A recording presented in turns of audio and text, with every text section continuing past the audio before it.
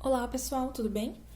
Bom, a aula de hoje é super tranquilinha, a gente vai continuar aí a esse estudo que a gente tem feito do campo magnético, tá?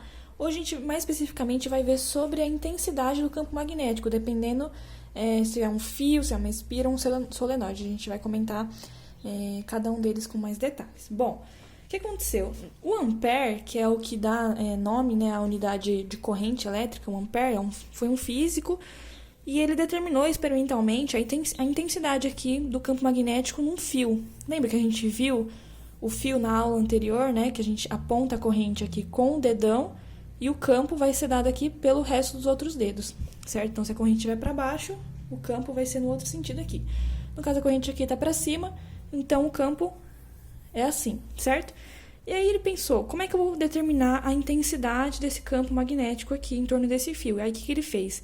Experimentalmente, ele deixou um campo magnético, colocou o fio num campo magnético fixo, tá? E foi variando a intensidade da corrente. E aí, de uma maneira análoga, ele deixou a corrente constante e foi medindo o campo magnético em diferentes pontos, né? Quanto mais distante ou mais perto, ele foi em diferentes pontos medindo esse campo magnético. Então, em primeiro momento, ele manteve o campo magnético fixo e foi variando a corrente. Em um outro momento, ele deixou a corrente fixa, né? Manteve a corrente constante e foi medindo o campo magnético aí em vários pontos em torno desse fio, certo? E aí, experimentalmente, ele descobriu que o campo magnético, então, vai ser dado por B, né? Que é nossa letra aí para campo magnético, μ sobre 2π vezes I sobre R. O que é esse μ? Esse μ é a permeabilidade magnética do meio, tá? Quando a gente tem μ0, a gente considera a permeabilidade magnética do vácuo, que é 4 vezes π vezes 10 a menos 7, tá bom? Ok, dito isso, o que essa expressão diz pra gente? Que o campo magnético, então, ele vai ser diretamente proporcional à corrente, ou seja, quanto mais intensa a corrente, né, maior o campo magnético, e inversamente proporcional a esse raio aqui, né, a essa distância R, né?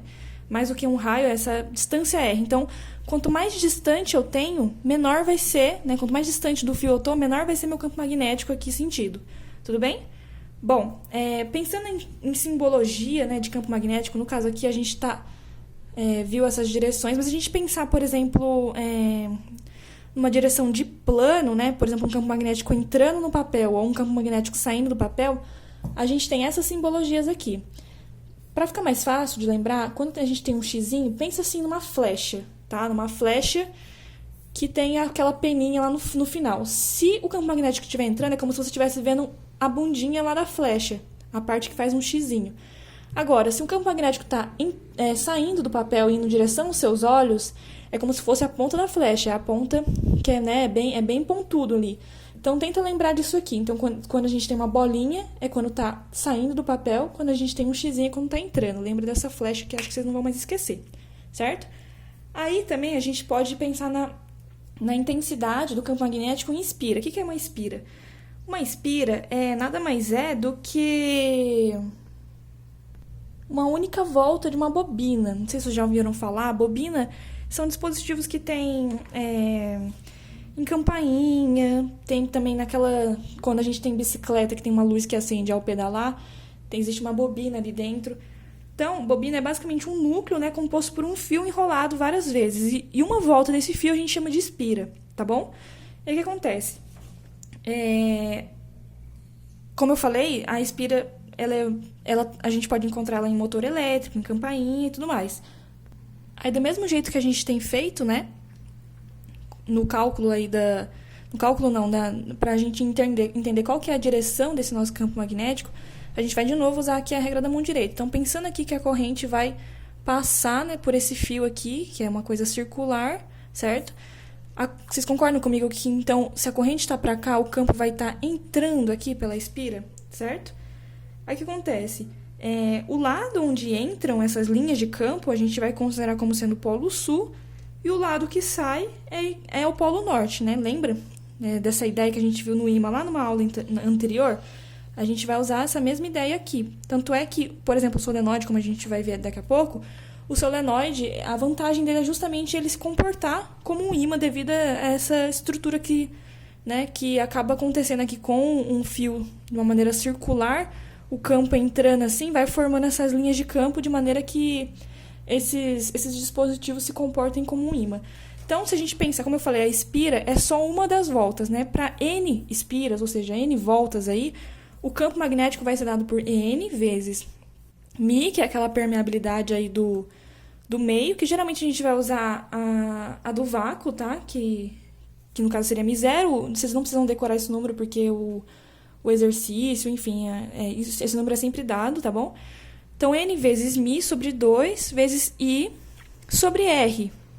Então, aqui, da mesma maneira, né, é inversamente proporcional ao raio e diretamente proporcional à corrente que vai estar passando, certo?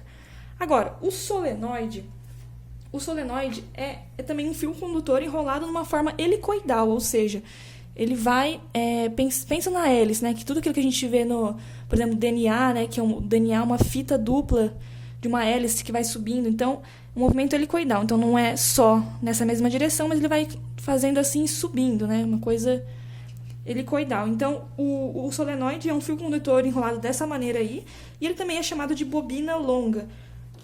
Como eu falei, né, a vantagem do solenoide é justamente ele se comportar como um ímã, porque se a gente pensar que aqui fica um pouco mais confuso de entender essa direção aqui, porque como ele está enrolado de uma maneira helicoidal, aqui a ideia, que meu desenho não ficou muito bom, mas a ideia é que seja algo 3D, né? Se a gente pensar nesse 3D, na corrente entrando e tudo mais, no fim das contas o campo vai estar entrando por aqui e saindo por ali.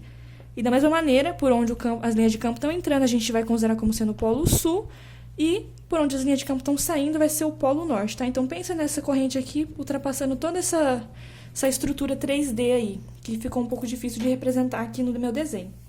Bom, nesse caso do solenoide, então, a intensidade do campo magnético vai ser dada por μ vezes N, né, que é o número de voltas aí também, vezes I, que é a corrente, por L, que vai ser o comprimento do nosso solenoide. Tudo bem? E é isso, gente. Por hoje é só. A gente continua com esse assunto, falando na próxima aula sobre força magnética. Até lá!